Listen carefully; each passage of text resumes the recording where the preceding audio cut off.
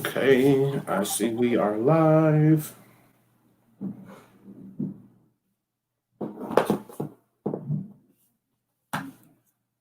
Okay, I see we are live. All right, good afternoon, everybody. Welcome to Black Dollar Saturday. I am so excited to be here with you today. My name, if you don't know me, I am Jonathan McMillan. I am the program director for the Black Business Initiative. And while the entire world has changed because of coronavirus and COVID-19 and so much chaos going on in the world, we are here at Black Business Initiative are really intentionally working to keep some sense of normalcy and even more so help you shift and pivot the way that you navigate your world, especially around the world of economics and building your businesses, building your personal finances. And so, it would have been very easy for us to uh, put a halt or go on hiatus with Black Dollar Saturdays, even though we can't be meeting in person, interacting with our people, even with social distancing. That becomes a little bit of a challenge.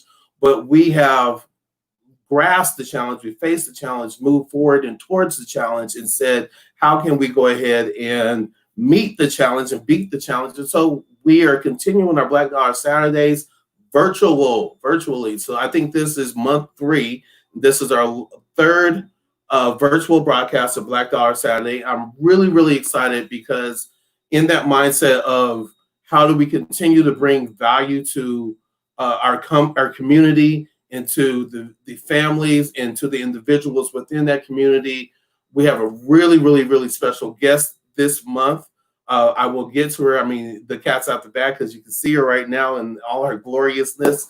And look, I did that on purpose to make me look a little bit better. I put her next to me, so you guys tuned in and stay tuned in. Um, so I have a really special guest. We have a really special guest, and the CEO, the trailblazer, the innovator, the one who is keeping you bossed up on a daily basis, the CEO of the Daily Boss Up, my sister, my friend, my inspiration, Danielle Schutz. Welcome to the show, Danielle. Thank you for being here with us. Thanks for having me. You are so welcome. Um, I'm going to do the appropriate thing in reading your bio, right? Because you've worked so hard on it, and I know how it is when you put a bio together. But then I'm going to do the black thing and just tell people like how I know you and what I know you for and why I Yes. believe you're such a special person. Is that okay with you? Yeah, that's way cooler than the bio. Okay. Sure. Let's do that. Cool. So if you don't know Danielle, and you don't believe me based off of my relationship with her, that she's like super dope, let me tell you a little bit about her. Danielle Schutz is the founder and CEO of the Daily Boss Up. It's a digital startup that provides coaching, mentoring, and consulting for leaders at every stage of the professional development. Danielle is a proud Colorado native, graduate of CU at Denver, where she earned a degree in business administration. Danielle is also the vice president and chief financial officer for the Colorado Trust, which is a private health equity foundation supporting Colorado communities. Now, at only the age of 26, like that's an important number. I'm going to come back to that, why this is so important. At the age of 26, Danielle embarked on her executive leadership path, ascending to the position of chief financial officer for the Colorado Department of Public Health and Environment. After the state, Danielle served as the vice president of finance and business operation for the entire West Coast division of Comcast, managing managing a billion-dollar capital portfolio and a team of 60 employees located in 7 states. Her passions for people and leadership, distinguished business acumen, and a tenacious work ethic have garnered her numerous accolades, including inclusion on the prestigious 2019 list of the top 25 most powerful women in business from the Colorado Women's Chamber of Commerce. I'm gonna read that again because I stumbled over it, but also I need you to recognize like this is no joke. She is on the top 25 most powerful women in business from the Colorado Women's Chamber of Commerce. the 2020 Emerging Leader in Philanthropy from the ABFE, and the 2018 Woman of the Year Award for her work with youth in the community, and a recipient of the 2017 Denver Business Journal's 40 Under 40 Award. Often the youngest executive in the boardroom, Danielle possesses a unique insight on leadership dynamics, millennial engagement, and handling the nuances of a rapidly evolving workforce. From entrepreneurial tech CEOs to VPs of Fortune 500 companies, people from diverse industries seek out Danielle to network and think tank ways to improve their organization. Danielle's distinct industry perspective has made her a highly regarded keynote speaker. During her remarkable career, she has been featured at TEDx Mile High, Women of Telecommunications Tech It Out Talk, the Black Women Lead Summit, and the Women of Denver Summit, just to name a few. As a mother and community advocate, Danielle is passionately involved in giving back to the community. She's been a longtime mentor with the Challenge Foundation, and she is also the president of the board of Mile High Ministries and executive board member of the Women's Foundation of Colorado. There's your proof in the pudding. Danielle is super capitalized DOPE. This woman is dope, and I am just so grateful and so honored to have her as a friend. Like, we have conversations, text messages, late night, early morning, just off the cuff. If I have a question, need some insight, need some advice, this is one of my go-tos. And yeah, I'm very privileged to have you in my circle of influence. So thank you for being who you are. I really appreciate you. Oh, back at you. I'm so grateful to be here, and thanks for that. I'm like shifting. I'm uncomfortable in my chair with that, but thank you. Please don't be uncomfortable. For reading all of that.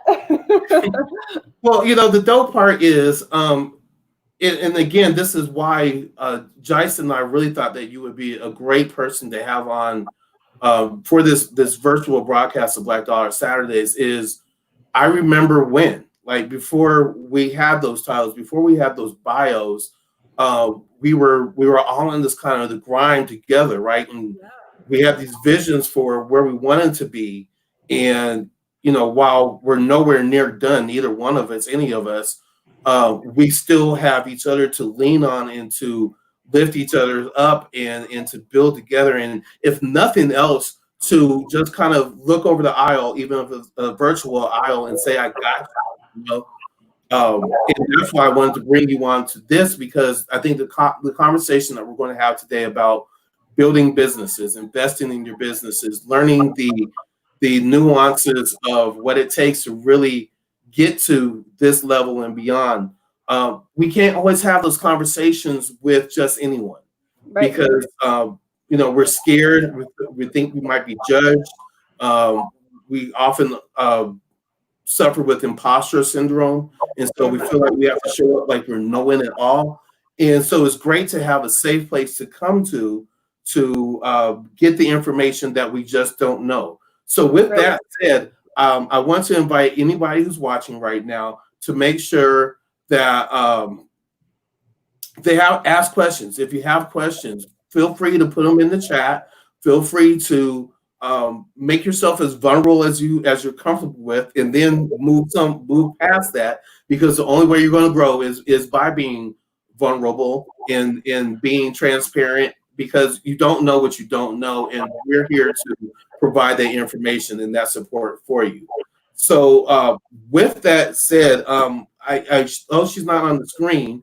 I want to give a shout out to a couple of people. First, I want to give a shout out to my partner, Jice Johnson, who thankfully is working the back end of this for us and taking care of our technical support. So, Jice, are we good? Just give me a yes or no in the chat, and we'll move forward with you operating the slideshow, if you're okay with that. And I know she's going to be okay with that, so we're going to move. Yep. See, look, we're there. And then really, really quick, as I talked about building together, none of this would be possible without standing on the shoulders of the giants who came before us and honoring the legacy and the heritage and the hard work and the blood, sweat, and tears of the people who literally have trailblazed and fought battles for us to even have these platforms, to have these conversations. I need to give much respect and say rest in peace to the legendary, um, just inspirational. One of my, I don't have many idols, but this man is one of them. The civil rights icon in now late Congressman John Lewis, who passed away last night.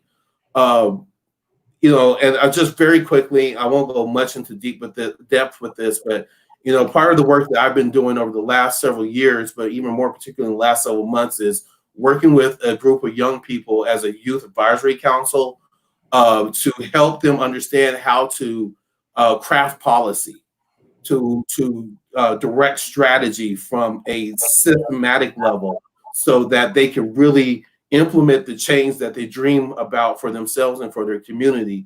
And John Lewis is the person who inspired me to start to move that way. Instead of just being reactionary, be proactive and strategic. And so I just, again, much love, much respect. My prayers go out to this family, and I hope that I continue to deserve to live the dream that he made possible for us. So thank you, Mr. Lewis. I appreciate you. Now, Danielle, you ready? You ready to jump in there? Yeah, I'm ready. Okay. So without any further ado, I'm going to let Danielle go ahead and take over the presentation. She has a value-packed presentation that's going to really help our aspiring entrepreneurs, those who have already started their business and looking to figure out how to grow and scale and make their businesses sustainable. Danielle has a great value-loaded proposition for you. So let's go. Great. And then Jice is going to control the screen for me. You know that I value very much being here because I created a PowerPoint, which I hate doing. I usually go without them, but for this group, I wanted you to have those visuals and then information that you can take later. And I think it's so important for us to talk about money, to talk about the money in our businesses, to be able to have people to bounce this off of and understand that this is an area that holds us back or that scares so many of us. And you often hear people say, I don't do finance. And that's really important, like sort of dialogue in the Black community, because finances are terrifying, but they're also sort of the foundation of our success or not success when it comes to our businesses. And as long as I've been a CFO, it's much easier to manage other people's money than it was for me to think about money of my own business and like my own expenses. And so even my own fear of that as someone who's good with numbers has me really just wanting to share anything that I can. So I hope that you'll use the comments section because we will head over there later, and I will answer all those questions. It creates like a lot of great dialogue. Other people need to hear what you're saying. So I'm going to leave plenty of time for us to do that. What Jonathan didn't share with you all, I think he was trying to save me, but that's okay. He's actually known me since I was 19 years old. So before I even got married or graduated from CU Denver, and all these years later, now I'm divorced. My own son is going to be 18 on Monday, and so he's known me since I was the age that now my child is, which is really crazy. And what I love is that we're here in this moment, and the thing that connected us then and that connects us now was this love for community and wanting to be of service to a community that we all love so, so much. And that's where it started, and that's where we are now. It's just been fun to watch everyone's journey and how close that we've all stayed and been able to help each other in everything that we're doing. So I'm just so grateful to be there. And I'm sure you can tell you some stories about how I was when I was 19 years old. I'm going to have him tell me one day, see if I've changed at all, if I've experienced any personal growth, or is it all just professional? So I want to get started. I don't know can you all see the screen? I can't see it, but there we go. Oh, there we go. Okay. So I want to start with a question, and just pop your answers into the live comment feed. Head up 2 slides, Jace. So what's the most important financial metric in determining financial health for your company, for the company you may work for? What do you think the answer to that is?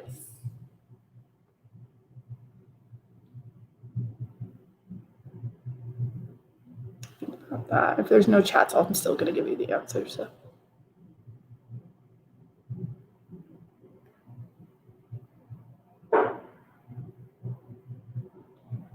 Jonathan, are you on mute? So I read the question, and of course, because I have a little bit of a background in knowing what you want to talk about, I have answers. You have answers. But is there a root to the question that you want to ask? Yeah. That you're asking. So if you're thinking about the financial metrics that drive your company, like customers is a financial metric, sales is a financial metric, revenue is a financial metric, equity is a financial metric. Those types of metrics, operating cash flow, expenses. So people may not know anything about finance, and I hope that this conversation is like, you just feel like that's okay. That's exactly what we should all be expecting. It's why we're here today, because all we can do is show up and learn something. And so hopefully I'm teaching. So I don't want anyone to feel like if you don't have answers, you're not supposed to. That's the whole point. It's supposed to be fun. All right. Someone said sales, which is a very important financial metric. Operating capital for longevity, that's another important financial metric. So for me, I've had the fortunate experience of being able to do valuations of companies. So when I was at Comcast, and even a little bit when I, through consulting, have been able to sort of help people decide how much is that company worth? Should we buy that company? Should we not buy that company? Should we buy a piece of that company?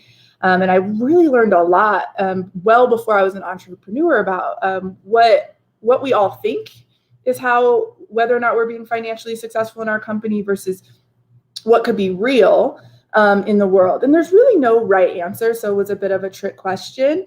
But the metric that I want to talk with everybody about is the metric of operating cash flow. So your operating cash flow is your revenue, simple terms, your revenue minus your expenditures, which equals your operating cash flow. I have that on the next slide so that you don't have to try to remember it. Revenue minus expenses. So I made $100 from my customer today. My expenses to serve that customer were $50.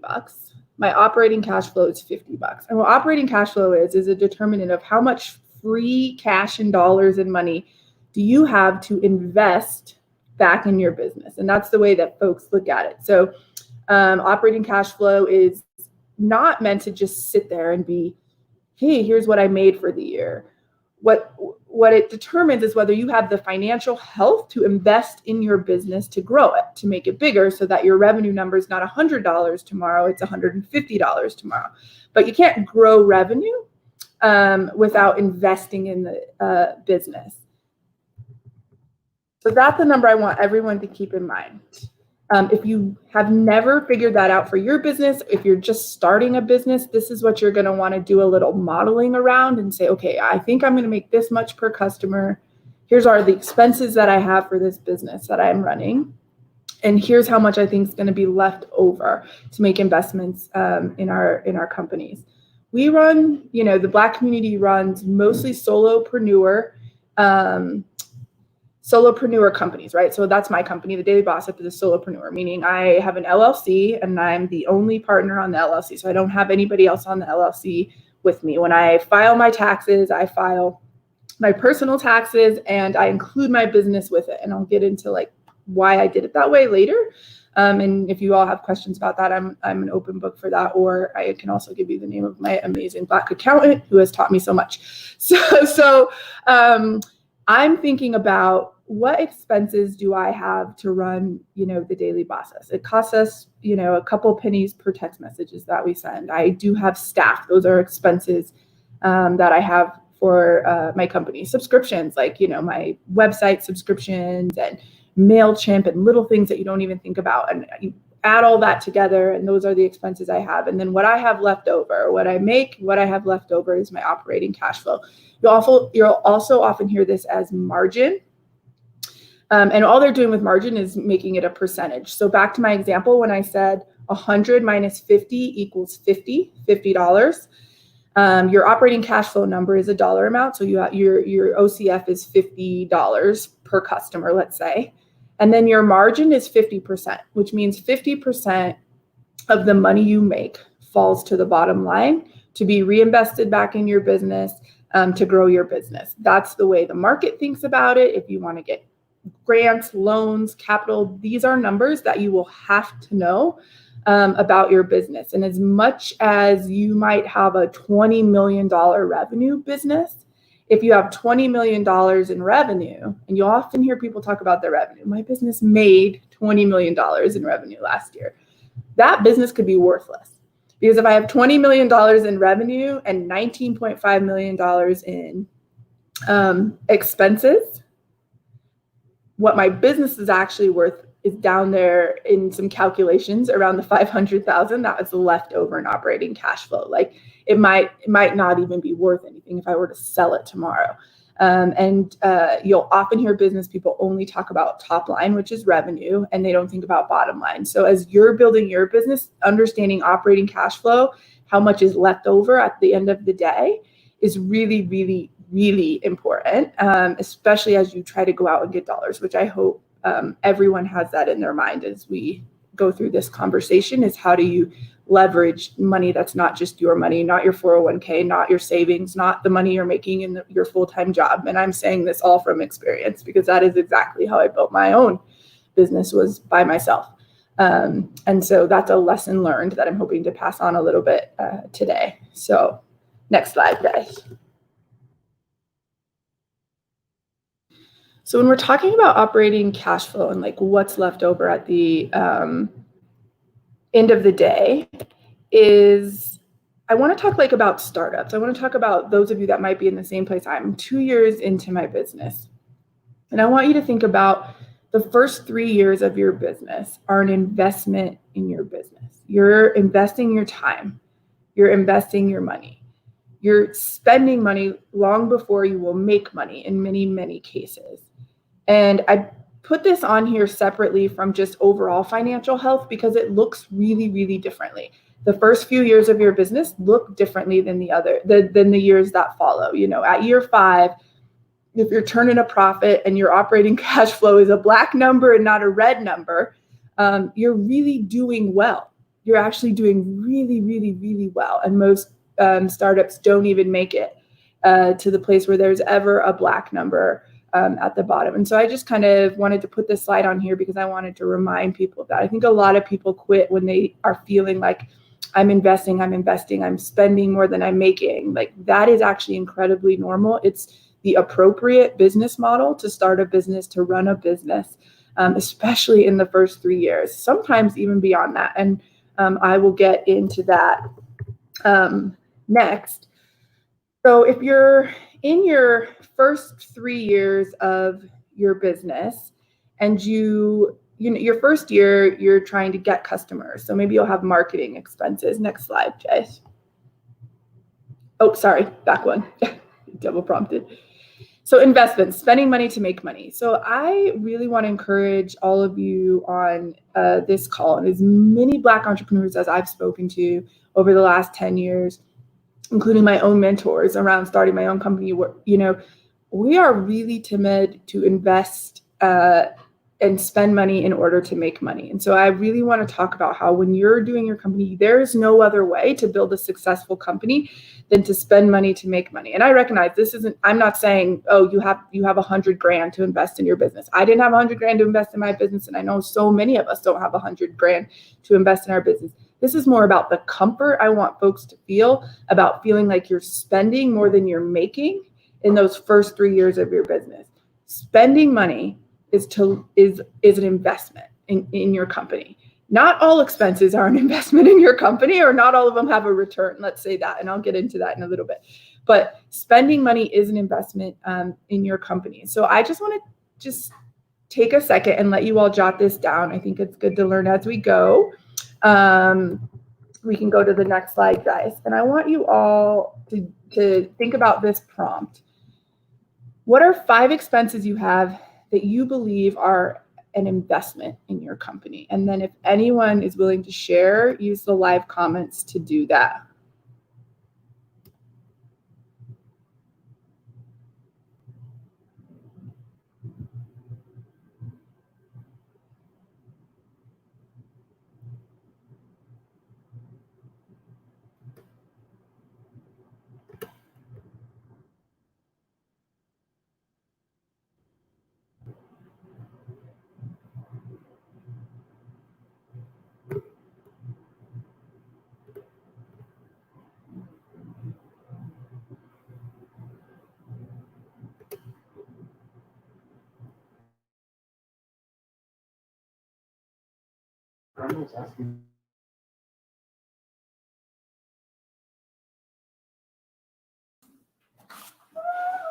So I'm going to jump in. Yeah. And I think maybe really re-emphasize your point that you're making is I was very, very, very scared about investing anything in my business. And anything that I was buying, I was looking more as a luxury and not looking at it as a business expense. Like I just bought this new microphone for recording videos, right? And I've been looking at it for probably 3 years. That was stupid because Exactly. that was stupid because it's more of an investment in my business and not just like a new toy for me to play with to make better quality videos. So I hope that maybe helps people get an understanding of type of investment or what type of expenses you have. Yes, I love that. That's such a tactical response. And it wasn't stupid, it was just misinformed, right? So it's like me for the first year of my business, knowing all of these things, but now it's my business and it's my money and I'm cutting checks. And the anxiety I felt like I was doing something wrong was coming from feeling like when you spend money, you're going backwards. And what I'm saying is that's not true. It's not true for the first 3 years where you're going to have to spend a lot of money and a lot of your time because your time is as valuable as money. All the way through, like the day I stop spending entirely is probably the day I'm headed in the wrong direction from a business perspective. So I want to keep that in mind. Walmart, which is like flexes between the top 5 on the Fortune 500 list, has a margin, remember I just said margin, of 7% usually, somewhere between 4 and 7%. Apple's is usually in the teens. These are not 50% margins. It's not 50% of their money's left over at the end of the day. In fact, companies want to do as much as they can with their operating cash flow to invest and grow their businesses. And so I want you all to keep that in mind. Like the biggest companies in the world don't have 50, 60, 70% margins. They are spending money. So that is important for all of you to keep. We've got some other really good ones in here. So like website, 100%. That is an investment. So if you're getting your website built or you don't have a website or your website is not good, it's an expense. If you build a website that helps make your business more efficient, gets you to the top of Google, this is a place to spend money. It is an investment that has a direct correlation to returns and revenues and customers and sales, whatever your business might be. Marketing, huge. There is no company whose marketing department isn't one of the biggest departments that they have. Marketing, social media, all of that encompassing advertising, all of that is an investment, will be an investment for the rest of the time that you have a business, the whole time. Marketing should always be considered an investment in your company, and you can measure it and you can see returns. Raw materials, absolutely. Equipment, absolutely. Really, another trick question. It's really all of it. For the first year, 2, 3, it's definitely almost every expense that you have is an investment into your company. Even if you just have to tell yourself that in order to feel like you're not wasting money or headed in the wrong direction, I want you to tell yourself that. I remind myself of that all the time when it's time for another expense or when I need to add something to the business that feels like, oh my gosh, it feels like my margin is shrinking and my expenses are growing. There's a reason for it. And if you can say, here's what I want to get by cutting this check today, then that's an investment in your business. Now, that's not a free-for-all because investments need to be measured. So we can go ahead two slides, Jess. Investments need to be measured. Sometimes you measure them just by trying it, right? Okay, I'm going to start paying for $100 worth of Facebook ads for my company every month, and I'm going to watch it for 6 months and see how it's gone. Like, what customers did I get from that? It has a ton of analytics behind it, right? So don't rebuild, but okay, it seems like I grew my customers, or here's my goal. I want to get 20 customers by putting this $100 into this Facebook ad cycle, and I'm going to get this many customers. And if I don't, maybe I need to tweak that. Do I need more money to get the 20, or is like Facebook ads actually not working for me? So what I'm saying is invest in your business and spend money in your business and watch what that does or doesn't do for your business, because it's not just helping you understand where your customers are coming from and how to get them and how to do acquisition, which acquisition of customers results in revenue, no matter what your business model is. What it's doing is helping you actually understand your financial model of your business as well. So what is it that I have to spend money on that actually gets me somewhere? And in the beginning, we don't know. And so I'm just hoping to give you all permission to say you have to figure it out. This works really well for me. This doesn't work really well for me. When I started the Boss Up, I thought I had a lot of subscribers on Instagram, not like I do now, but I thought that would be like my main source of acquisition of new subscribers.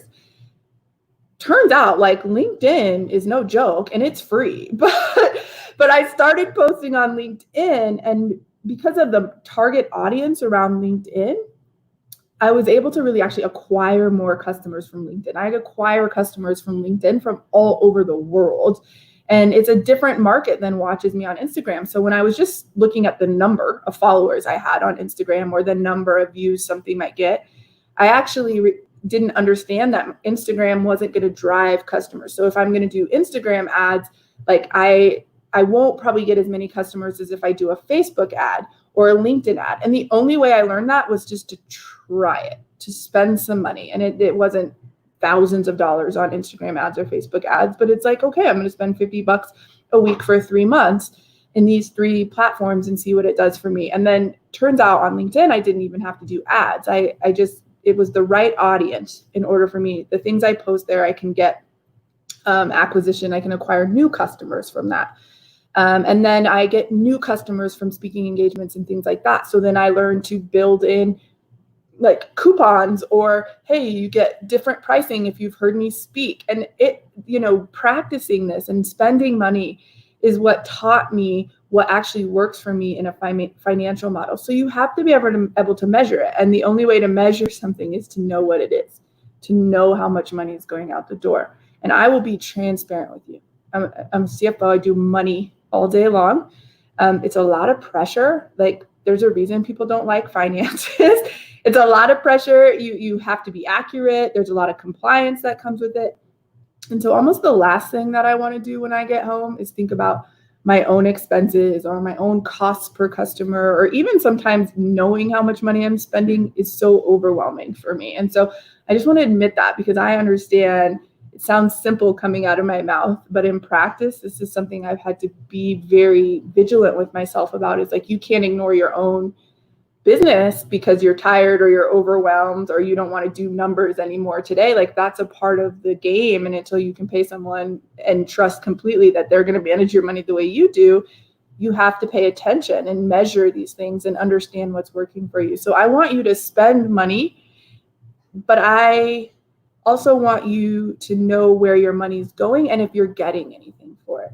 And you should always have that list. Like, if I had to cut $100 tomorrow, what's the thing where I get the least bang for my buck? And that's all return on investment is. And the only way for you to know that is to know why you were spending that money in the first place. So I want to encourage you all, you can write this down, to go through your real expenses. Be really, really honest with yourself, because remember, these are investments, not expenses. It's exactly what you're supposed to be doing. when you're running a business is spending money to make sure that that business grows. So take that weight off your shoulders, and I want you to really go through and say, what is it that this is costing me? Or if you're just starting, this is an incredible time to do this, and be honest and real with yourself. What am I going to need in this perfect world? If my business was exactly what I wanted it to be and I was running it the way I wanted to, what would my expenses be? If you don't have if you haven't reached that place financially in your business that you've already started, what does it look like when you do get there? What would it cost to be running your business and having the outcomes, the number of customers, the revenue, your free time, you paying yourself? What would it look like down the line for you to be doing that? And I want you all to go through that. And then I want you to say, what is it that I think this expense does to grow my business? And write that down. Does that make sense? So take that cue, and I hope you guys will take homework from this. I'm always giving homework because I hope you leave this and can do something important with it. So take that down. We can go to the next slide.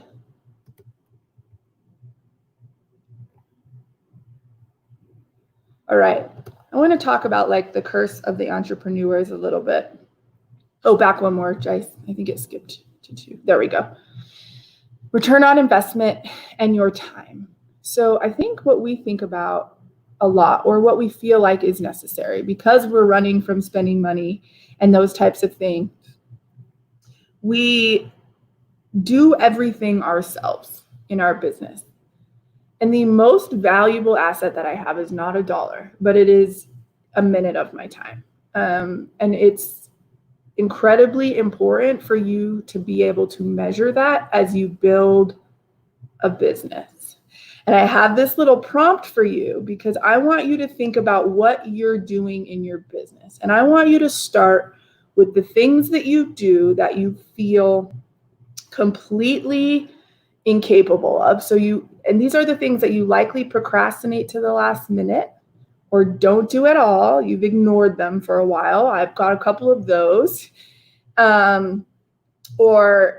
Like feel like you got to call someone every time that you get it done, or it just drains the heck out of your energy. So I want you to think about the tasks of running your business, or even the tasks if you work for somebody else. Not everybody on here has their own business, but if you're working for somebody else, what are you doing during the day that's draining your energy, or it's the thing that you procrastinate doing the most? Like if you want me to edit policies and procedures or a contract, it'll be the last thing I do. And if I can get out of it, I will. It's that level of like detailed reading and editing the work. I hate it. So like that's an example of something where I just am not great at it. So I want you to think about like at least 5 of those things that you do. Maybe it's your QuickBooks and like your finances, and maybe you just haven't even built a system for your finances. Like you don't even know where to start. I want you to think about those things and how you're spending your time, and just give it, I'm just going to give you a minute to do that and try to jot them down.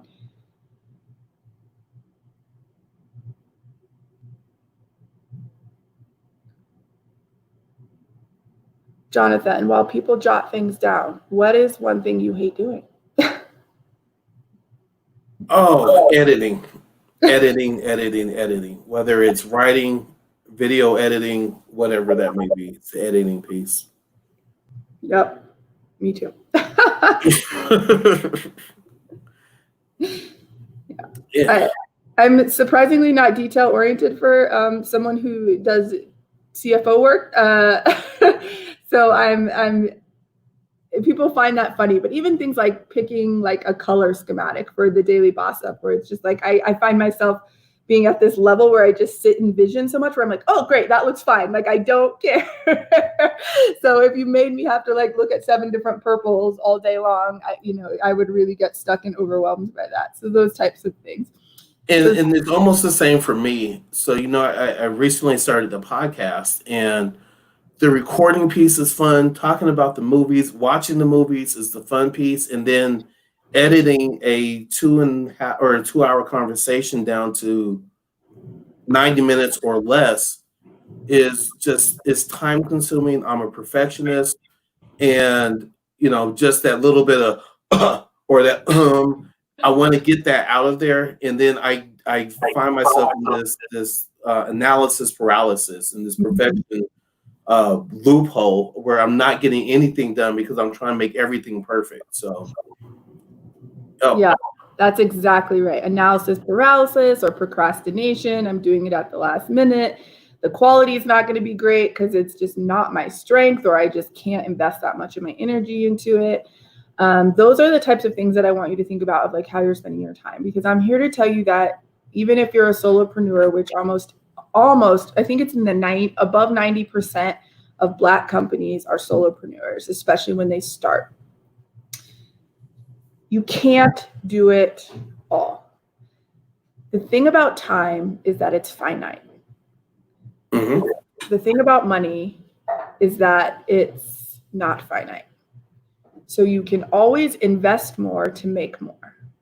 Your time is limited. You have 24 hours in a day. I have 24 hours in a day. I always meet people and they say to me, oh my gosh, I know how busy you are. And I hate that because of this. I have the same 24 hours in the day that everybody else has. So we are all busy. It just is, how are we spending our time, right? Like, how do I spend 1 hour compared to somebody else? That's the comparison that's being made. It's not about being busier than anyone else. We all have the same 24 hours and we all use them differently. And it is incredibly important when you're building a business that you don't use them all doing your business, because your business will not make it. You are the business. So if you burn out, if you're dropping balls, if you haven't built a financial system in your company in 2 years, and therefore you haven't filed your taxes, and I'm saying all of this without judgment because this is real. When you're building your own company, the stuff that falls through the cracks is the very stuff that you need to propel you. And it's often operations, it's finance, it's getting policies and procedures in place. It's often like going and asking for people to invest in your company and building all the information in order for you to be able to do that and to get the structure in place, because we start businesses because we're passionate about topics. And then the structure falls to the bottom line and we think that we're supposed to do it. So when you're going through that list of expenses, I want you to think about which one of these expenses help me reduce my time that I'm investing in this thing. And that's an incredible investment to make. To get help at the things you're not good at, or that you don't procrastinate, or that you just don't know how to do, or you don't like to do, and you know somebody can do it better. Instead of what we all do, especially us Black folks who just face the challenge, jump in and go, is say, all right, well, I'm going to go find someone to teach me how to do that. People ask me all the time, how do I do social media? I'm like, I literally have, like, I know it sounds crazy coming from me. I don't know. I don't know. And there are so many people who are better at helping with that than me, or even better, do what I do. And that's a space that I will always invest. Like, that'll be a place that I will always have help with, help making gifts, help making things beautiful visually. I post to my stories if you follow me, and that's just like a part of my personality. It's like a way for me to stay in touch with folks. But like, as far as like pictures, my photographer tells me this will look great, this looks good with this, and I don't know, I'm not great at that stuff. I get help and I pay people that are really good at it to do what they're really good at, and it has grown my business substantially. It's the highest expense I have, and it benefits me in ways I can't even describe. I have a digital content analyst. So she does my newsletters. She does like the social media gifts. She does the gifts that we text out every day. All of that. So she does sort of all my digital. And it's the greatest investment I can make, not because I don't have time, but because I'm not good at it. And if my time is finite, why would I not spend it putting the quality of the things I'm good at doing into my business, and then having expenses that do that? We have to ask for help. We have to ask for help, not to teach us how to do everything, because you will not be good at everything and you will burn out, but help to do it.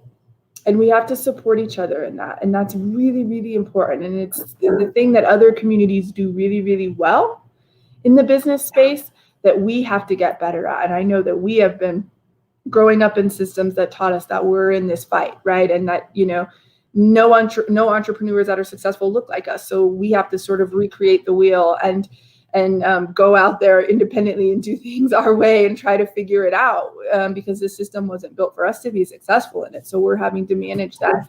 And that's just too tough on your mental health already. Don't add to it, I'm going to do everything by myself. I'm going to teach myself how to be an accountant. I'm going to teach myself. I'm a CFO and I'm a horrible accountant. Like, I have Cherie Mason for a reason. She's amazing. And I send her all my madness and she, in 2 hours, makes sense of it because that's her amazing gift.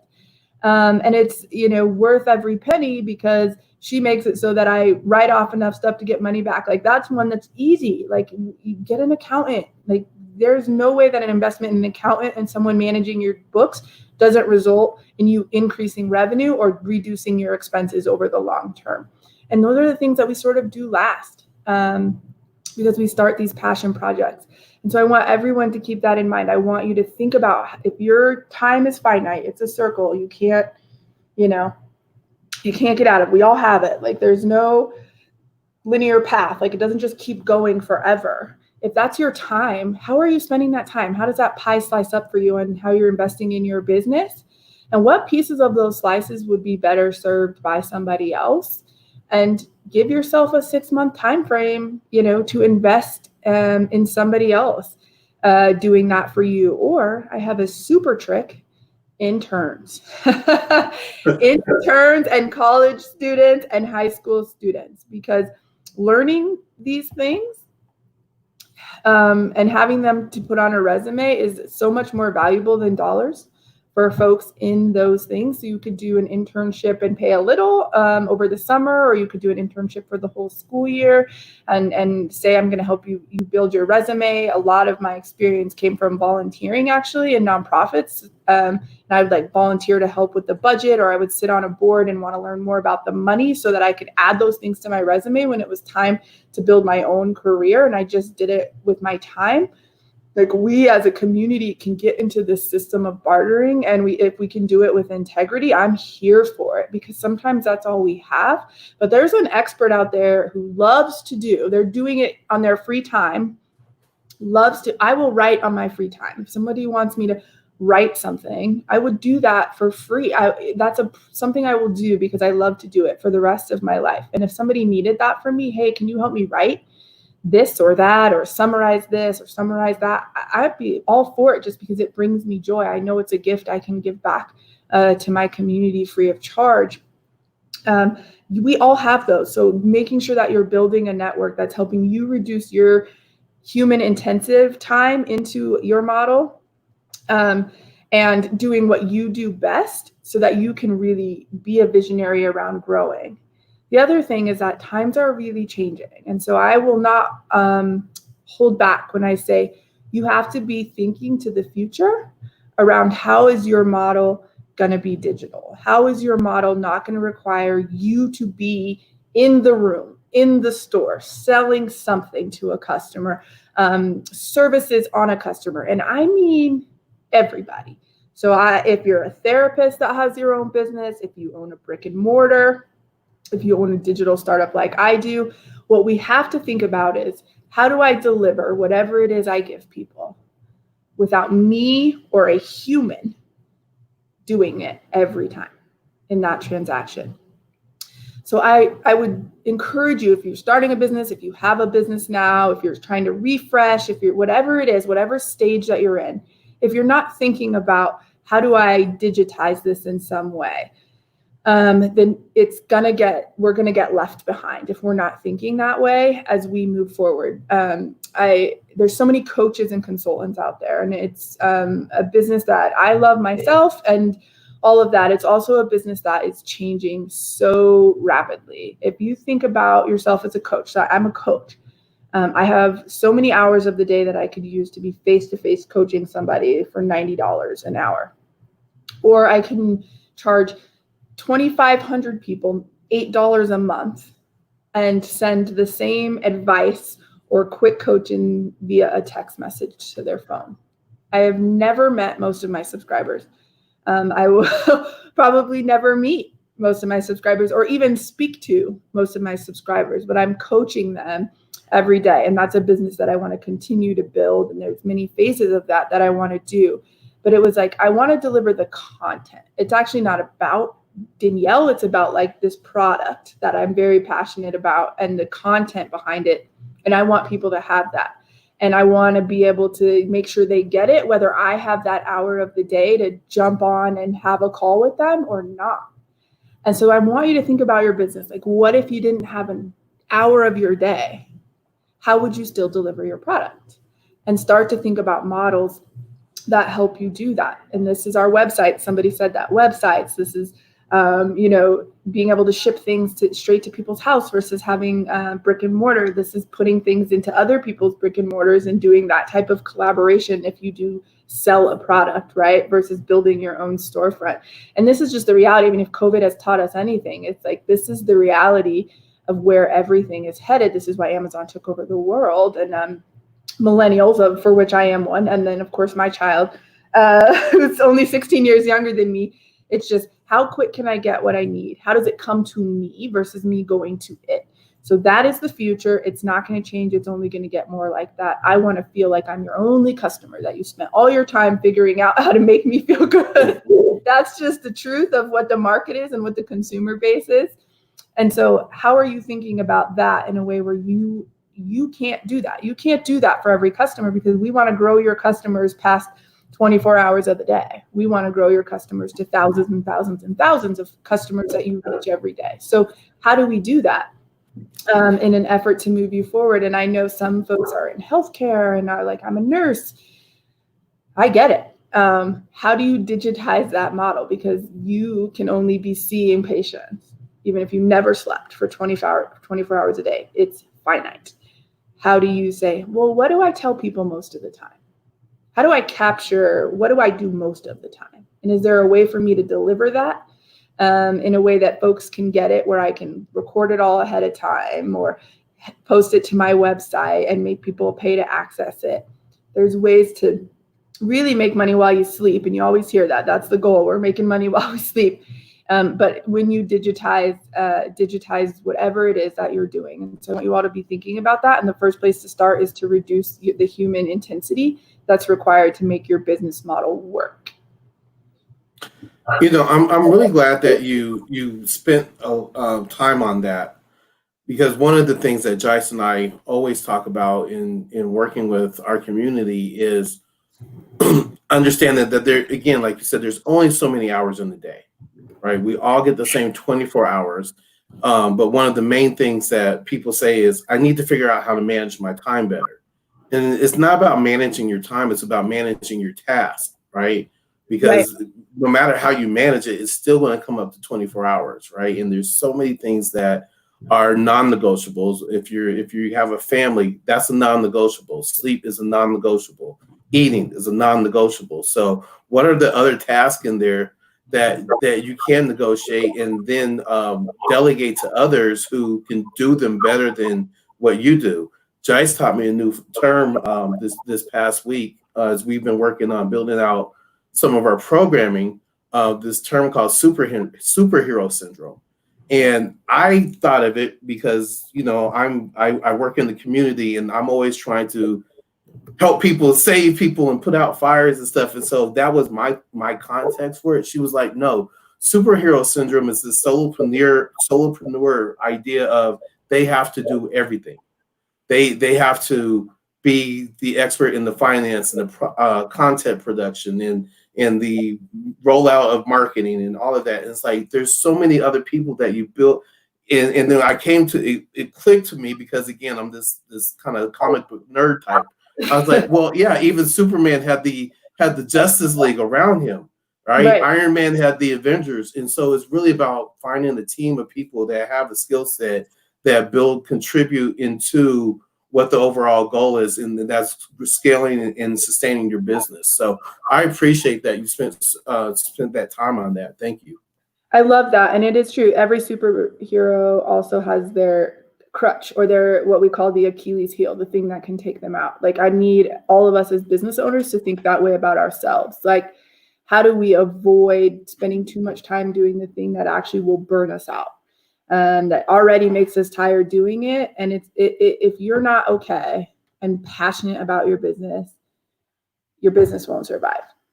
Doesn't matter how good the model is, all of it. It's your passion that fuels your business. And so if you aren't passionate about it, you'll quit it. You'll quit it before you were meant to quit it. You'll quit it before you get over some hump that you reached. You have to have the energy, because entrepreneurship is all about hitting walls, backing up, going forward. So I just want to put that out there. I love that. Avoid, feeling like you don't have an Achilles heel, and in fact, accept that you do. Figure out what those things are and get help with them, so that you don't end up in a place of burnout. I have an Achilles elbow, Achilles earlobe, an Achilles eyelash. Like, I know I'm vulnerable in so many spaces, but again, that's why I'm glad that I have a really strong team around me to not only support, but also hold me accountable to doing the things that I need to do and redirect my focus to what I'm hopefully good at. So, yep.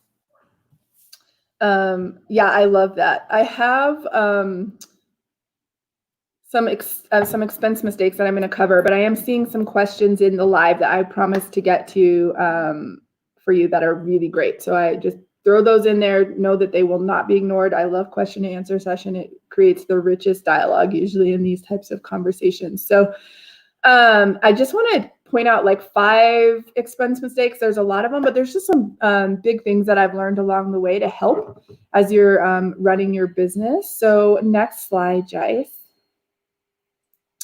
So payroll versus a 1099. And here's what I mean by this. There's this desire to get staff. So when I say get help, I mean get help. I don't mean get staff.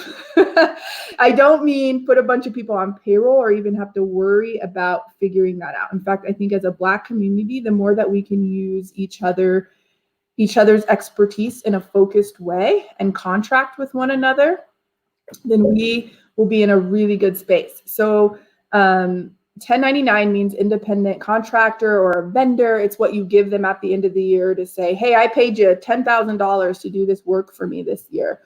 My interns are independent contractors. My social media analyst is an independent contractor. There's rules to go with it, but as an early entrepreneur, you really are in the space of using other vendors and their expertise to build your business. Over the long term, financially, it might not make sense. It might be cheaper to hire somebody. And I love that. I love us building our businesses and then having staff eventually. But as you start your business, I want to think about like, it's best to have independent contractors under you with very focused scopes of work. And the other thing it does is help other Black entrepreneurs build their businesses. So all the folks who work with me have their own LLCs now. They build their own businesses. Even if you're going to work with someone who hasn't filed their own LLC, this is a great conversation to have to say, I want you to do social media content for me. Let's file an LLC for you. I'll pay for it. It'll be $200. And now they have a Black-owned business that you're now working with in collaboration. Their taxes are going to benefit. Your taxes are going to benefit. All of that. So the second one is valuing time and in kind. So we've talked a lot about this, but like, you need to know what it's costing you to do things and how much time you're putting in to do things, because there's always a trade-off. If I'm doing this, I'm not doing that. And so really think about building a budget of your time, that circle we talked about going forward, and how much value you put in it. And when you value your business, whether you pay yourself or not, I know so many of us don't. If you're paying yourself or not, it's still an expense and it's still a value. It's still an investment in your business. So when you're thinking about what it would really cost to run this company at full speed, don't forget to value your time and anyone else who's volunteering or donating anything to this business, even the mentoring and coaching that you may be receiving. Let's make sure you do it.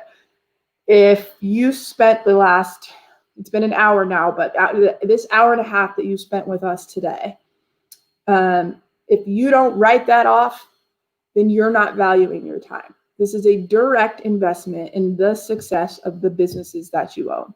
So that's the way I want you to think about how you're spending the minutes of your day. Advertising and marketing. Advertising and marketing are about acquisition, about gaining new customers. So people put a lot of money into this, even a year into their business where they have a ton of subscribers, and they'll be putting the same, or customers, sorry, I say subscribers because that's what my business model is, but customers, they'll be spending the same amount of money in this. This is something that you have to look at all the time. It's really important to do a lot of investing in acquisition in the beginning of your business, but it's also expensive. It is expensive to acquire a customer. It's inexpensive to keep them. Do not ignore the pieces of advertising and marketing that keep your customers there. So we do a lot to get new ones. Once we have them, what are you doing to keep your customers? It's cheaper. Does your brand reflect them? Do they feel welcome by it? All of those things are really, really important. Part of me posting on my stories is about keeping the customers I have and staying engaged with people that I'll never meet in my whole life. And it doesn't cost me anything except for, hopefully you'll know the answer to this by now, my time. It costs me my time, and that's a place I invest my time to keep the customers I have from an advertising, marketing, and branding perspective. The types of businesses that we have and the write-offs. So many of us have started businesses and still are W-2, meaning we work for other companies. There was 8 months where I was only doing the boss up. I didn't work for anybody. But of the last 2 years of having this business, I was also working a full-time job. And I know so many of you have that story. When you have a W-2, to support your income. So let's say you want to buy a house or a car, you need to have income, right? Those things matter. In a little bit, sorry, I'm getting distracted by comments. This is my bad. I have that squirrel disorder. So if you want to write off things in your business, if you have something that supports your income, in the first couple of years of your business, what you actually want to do is make sure that you have a really large amount of expenses. So writing off as much as you can. And what we mean by write it off means that government rewards you via your tax rate for owning a small business and investing in that small business, because the government knows when you spend money on your business, it increases your consumers, it increases your revenue, it builds the economy. That's why the tax rates work this way. So I have an LLC, and it's just me. So it's attached basically to my Social Security number. And then I filed for my federal EIN. So when I file my taxes, I also file my taxes for my company, but they're attached to my personal. So it's all one tax filing. So last year, this year, and next year, I will make sure that I, if possible, show a loss on my business because I have a W-2 that supports income in case I need to buy something. So I write off as much as I possibly can. Every coffee meeting, this is hard to track, but it is worth it.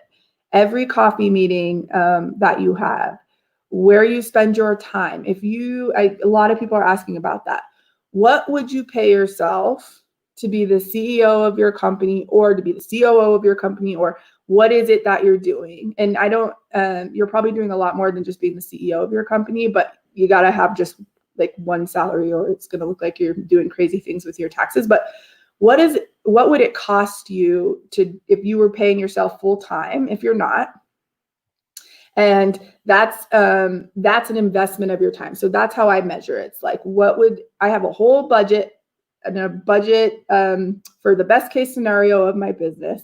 And here's what it costs me for myself, for my team, for all my expenses. So you have to put all that together, but don't leave yourself out of it, because you should either be paying yourself a little bit, but if you're not paying yourself a little bit because you're investing in the business in other ways, and that's the best way for you to do it, make sure you're still tracking what those expenditures would be, how much time you're spending on the business, because one day when you are paying yourself and you're not doing it all and somebody else is doing it for you, you're going to need to know how much time does it take to do that. And if I'm $20 an hour to do that, I need to know what those expenses are. So what is your salary as the CEO? Whether you're actually sending those checks to yourself from the company or not, you're still the CEO of this company or the founder of this company or whatever title you've given yourself. And the budget is that you would pay yourself even if you're not. So I want you to think about that and be able to value your time and really track that, really track how expensive it would be if you were actually pulling the cash out of your business as well. So hopefully that answers folks' questions. If you're, if you would pay yourself $100,000 a year, that's like $51 an hour. Be thinking about that. Be thinking about your hours, your schedule. Look at your calendar and go, okay, this is how much I spent on my business this week when I wasn't working. And it cost me this much. It cost the business this much of my time. And I just chose not to take the cash. Like I just chose not to take the payment. That's the way I talk to myself about it moving forward. So writing everything off if you have another job. If you are in the place where your business is your business and that's where all of your income comes from, this is a balance. This is something you're going to want to balance because anything you try to do, buy a home, buy a car, any of that, they're going to want to see 2 years of your business income before they're really going to give you anything. So your business could have made $10 million in the first year. Operating cash flow, great. You've built a whole business. And the chances of you getting credit for that business or being able to go buy a house are really, really low. And that money can literally be sitting in the bank and folks still might not give you a mortgage because you don't have, they could say, oh, you made $10 million and then the whole thing fell apart and now you don't have an income or a way to make money and pay this mortgage going forward. So when you're an entrepreneur, it's 2 years. So just plan when you launch your business for 2 years to not buy anything unless you have another income that supports it. And so just understanding that math and how to use write-offs is really, really important. I already told you all I'm a really bad accountant. I think I'm a pretty good CFO. I'm not a great accountant. I have a great accountant who taught me this. And so I have an income so I can support writing off as many expenses as possible on my business. And for the first time in a gajillion years, I actually got taxes back once I started my company that I could further invest in the company. So it was almost like all those expenses I had got even, some of them got credited back to me is the way to think about writing things off. It's a lot of work to keep track of everything. It's one of the best investments of your time, or just be someone that keeps every receipt or emails every receipt to your some email account and put it in a folder and give it to your accountant when it's time. If you have a business, you got to walk away from doing the tax, the tax software. I've always just used tax software until I started this business. So last year was the first year that I had to be I don't want to screw this up. There's so much benefit from being a small business owner. And that benefit's not coming to the Black community. And we don't know these things and we're not taught these things. And so there's so many amazing tax and accounting loopholes in there around writing off, around your time, around in kind, around how the government sees expenses in a small business as an investment into the economy. And so there's breaks for that. And so I want you all to take that away because I think we spend a lot of money and then don't claim it when it's time to file our taxes. You need to claim everything. And then the other thing is if you've started your company 10 years ago or you're going to start it tomorrow, the first thing you got to do is build finance and operations. And whether that's contracting it out, whether it's oh, I'm good with QuickBooks, great. Get it set up in the beginning. Get your financial operations, your policies and procedures, and all of these things. You do not have to recreate them. You do not have to start from scratch. I know that's why so many of you are involved in BBI. This is a great asset of BBI to our community, is helping in these structural spaces. And so that's really important. And people do not spend money on finance and operations. They'll spend $1 zillion on Facebook ads and they don't have an accountant who could have actually, for the $500 I paid them to do my taxes, I, could have got back $5,000, or they could have taught me how to write things off or taught me to do things differently in my business, or how to invest dollars in in the market in order to grow some of the money from my business. So this is an area where we are way underinvested, and this is an area that we really need to focus on. And what's really fortunate is what we're starting to see is that programs are popping up in order to provide these services. Because once you build it, you can let it be, but you have to build it. And it's the thing we avoid building is all this structure and the paperwork stuff, including myself, by the way. I avoid it as well, and it's what I do for a living. So I really wanted to call these out in case you hadn't heard this or been giving, these are 5 really quick ways from an expense perspective to make your business more profitable, and to, do the right thing with your taxes, and to really look at the health of your businesses, like where am I investing and how am I spending my money? I see my friend Jonathan. Well, I was just popping in and say I really again appreciate calling these things out and calling them out for what they are. I can testify for again personally in my journey, and I truly use that word journey as a entrepreneur and small business owner, that for the majority of me being in business, from registering my business with the state to where I am now, a lot of that time I was not truly operating a business, but really running a very expensive hobby. And and I would say I was a business owner, but I didn't have some of those fundamental pieces. And if I'm going to be transparent, still don't necessarily have all those pieces to where they need to be in order to continue to grow and sustain on the trajectory that I envision. So going back to what you said about like that superhero syndrome, and the kind of the underlying point of what you were saying is there's some things that we have this knowledge gap of, right? We don't know how to do it, so it's scary, and Right. we don't understand necessarily everything about taxes and how taxes work and tax breaks, and we as a community and a culture, we're already adverse to the government in just very general terms. And so when it comes to taxes, what it's been my experience, we don't take them serious, or we don't invest in, say, an accountant, because that's an expense that we aren't even sure if we're going to be successful in this business for another 6 months. I don't know if I can give somebody $500 on the front end if I don't even know if I'm going to be here 3 months from now, because this is, it's a business, but it's really a hobby. But no, I'm a business. No, so it's that double dutch that we play with our commitment to even what we're doing, just even calling it out and being a business, and being comfortable to say I'm a business owner, and then acting appropriately and taking care of those back end fundamental pieces. So I appreciate you calling all of this out.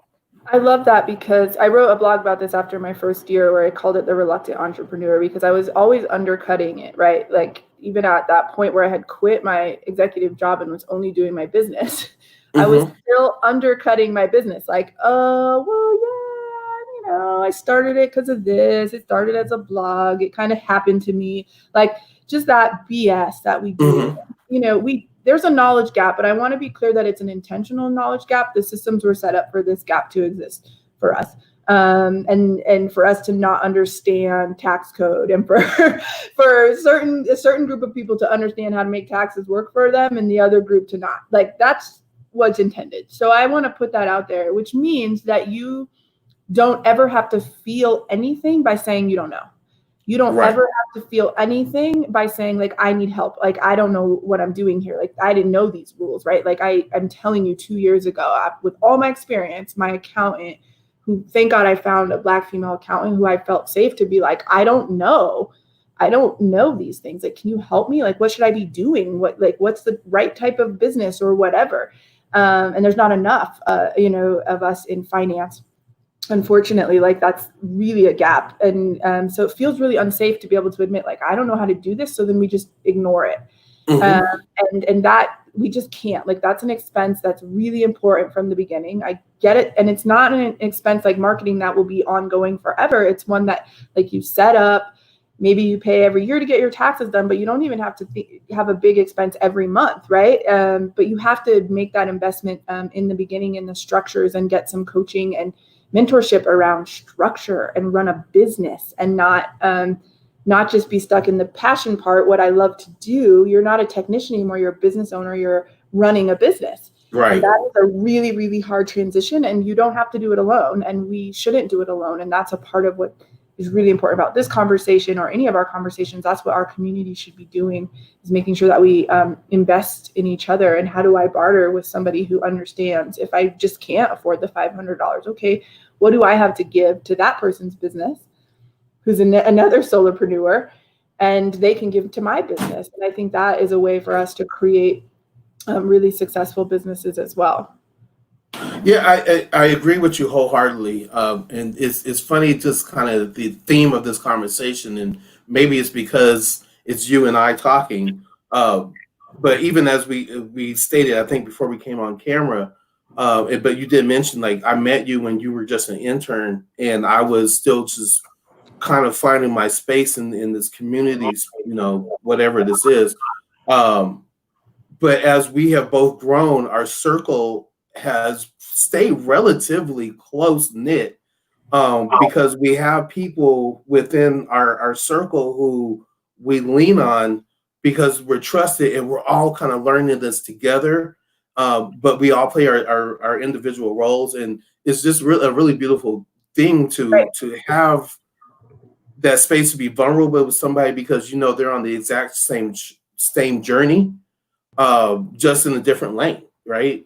Uh, Real quick, I want to shout out Cherie Mason, who you mentioned as your tax person, right? Yep. She's Yep. another person who I love like a sister. She does me and my wife's personal taxes, has done them for the last 3 years. She's a wonderful person from Denver, Denver native.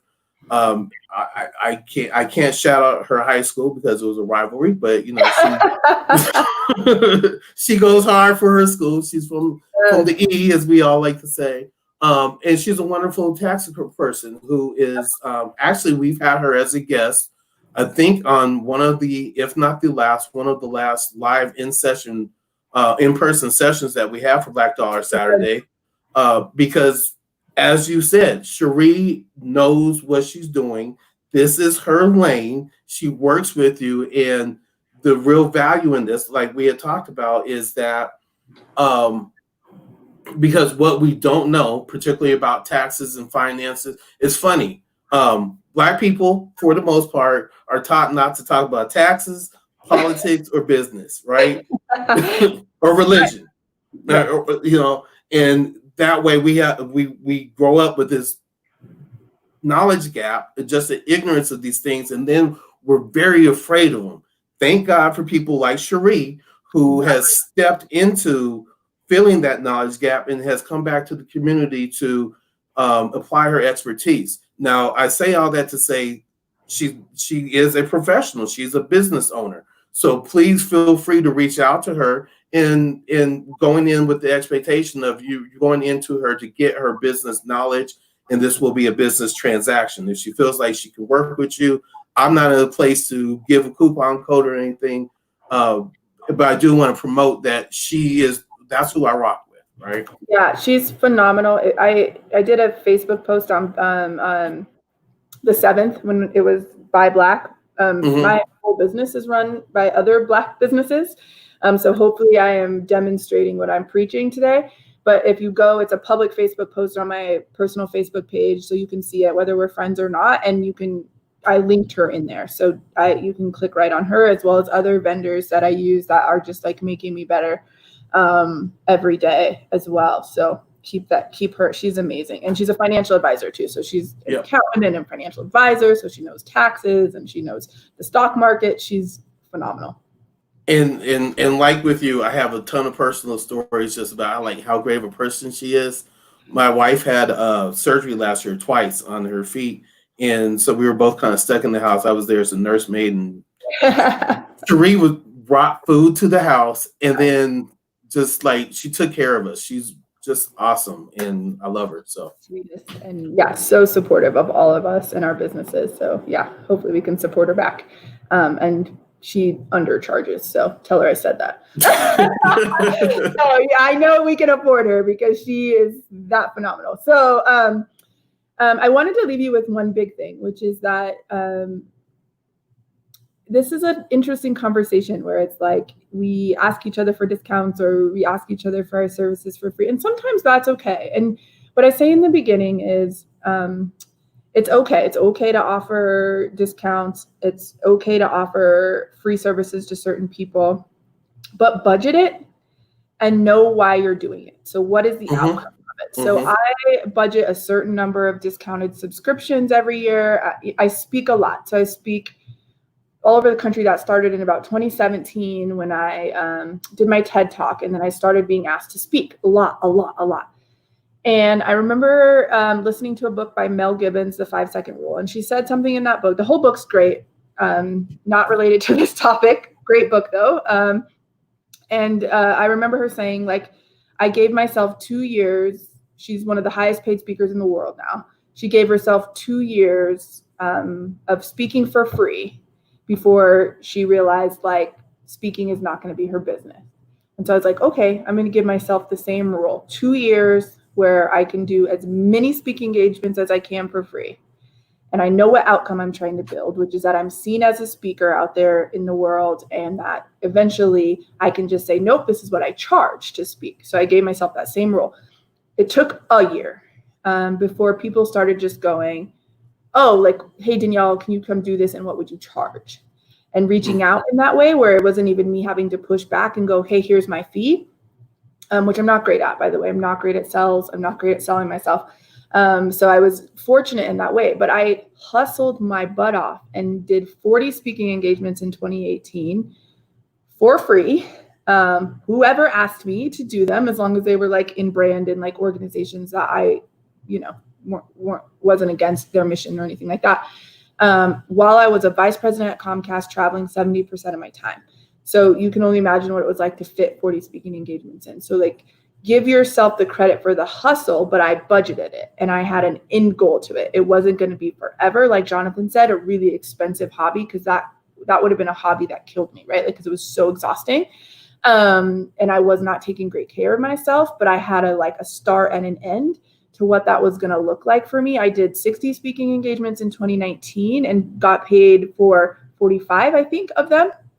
And now when I do my budget for the year for speaking, I say, here's what I'm going to do. I budget to do free speaking engagements. I always will. Like, I will always volunteer my time in this way, because I believe it's a part of like the gift God gave me is to storytell. And so that's how I give back to my community in a lot of ways.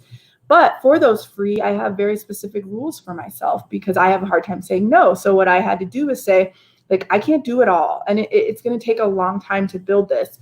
So I'm going to do free speaking engagements for people who are in my network, who I have known, or who the topic really matters to me, or who I know are traditionally underfunded. So Black-led nonprofit organizations, those type of things, where I know that they really don't have the money to pay me. And I want to see them be successful. So if I can add my value in that way, I'm going to do it. But I have rules for myself on what I take for free, just like I have rules for myself on how many discounted subscriptions I can give out a year before I actually have a proof in my business model.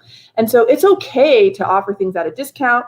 It's okay to barter for certain things, but you have to plan it. If you just are doing it and not tracking it and not knowing what the end goal is, or how long you're willing to do this for, or how many people you're willing to do it for, or what type of people you're willing to do it for in order to build brand, to build community, to build network, to build people that you can barter your gifts with. If you don't know that, then you're just giving your product and your valuable services away for free.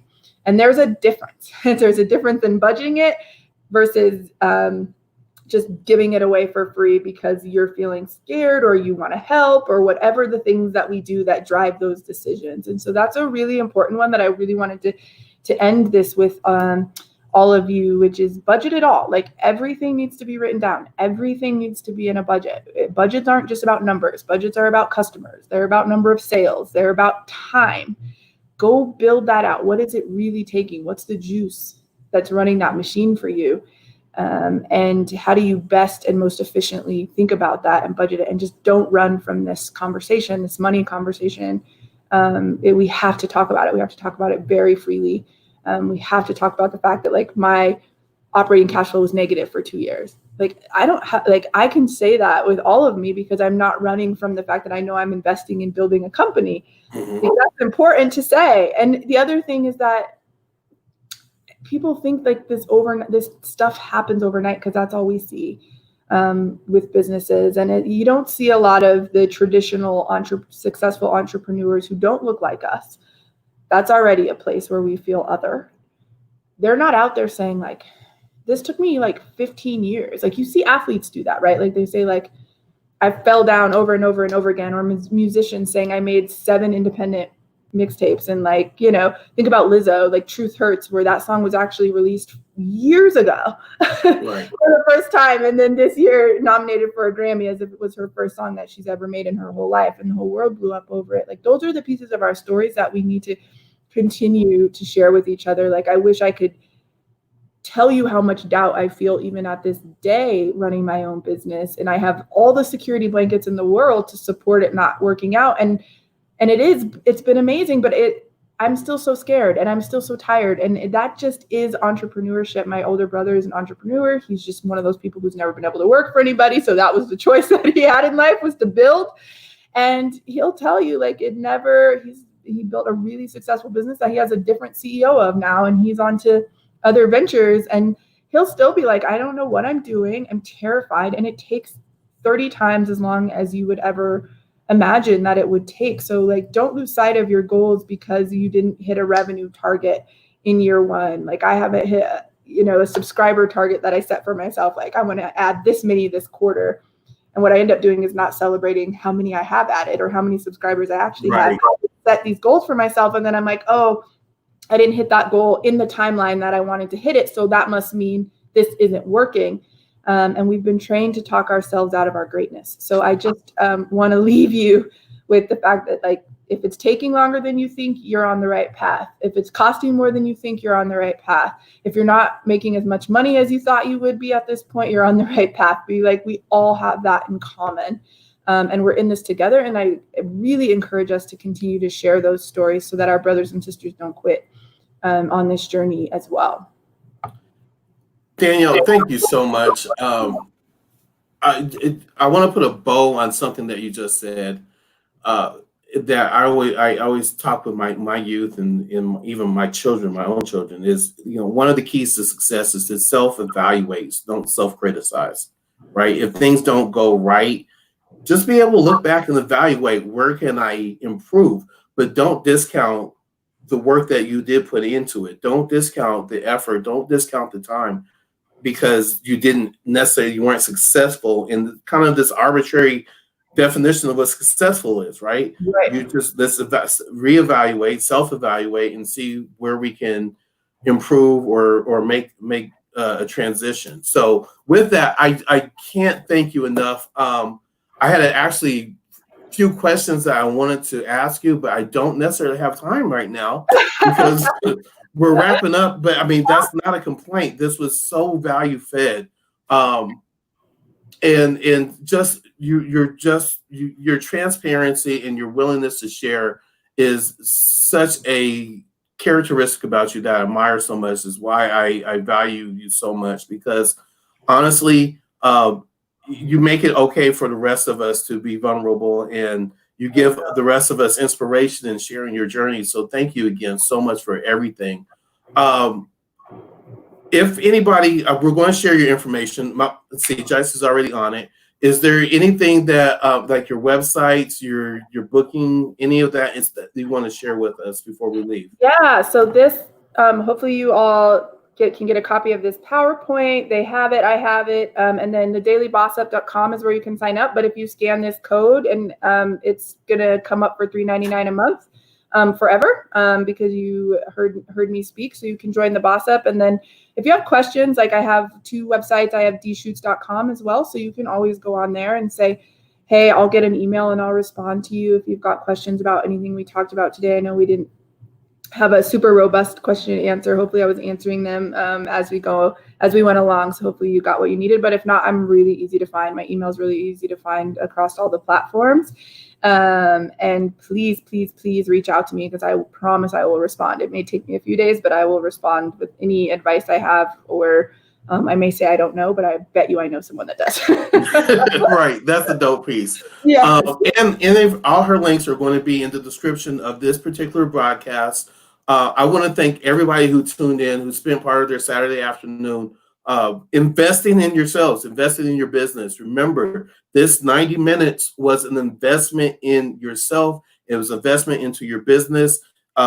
Taking Danielle's help, and maybe with a little bit from Cherie, you may be even able to write some of that off. So this is PD. I'm making it out there. I'm manifesting. This is professional development, right? It is, yeah. So again, I want to shout out Congressman John Lewis, one of my idols, one of my icons. Rest in peace, brother. Peace goes to his family. I want to shout out my partners in the grind, Jice Johnson, Shay Johnson. We're out here making it. Many of you are watching this on the CTN Media Network on YouTube. Much more is coming. We've got new content coming out. There's the resource report, 7 Generations, Grind with Jice. So we're putting a lot of content out there on CTN. We got a lot of surprises coming up with BBI. Actually, they're not surprises. We are working daily to empower the Black community and the economic mobility. There's no secret about it. That's what we do. And I'm Jonathan McMillan. We could check all of our links out. They will be in the description. And I'll end this by saying Black Lives Matter. Black Lives Matter. Thanks for having me. All right. Thanks, Danielle. We're out.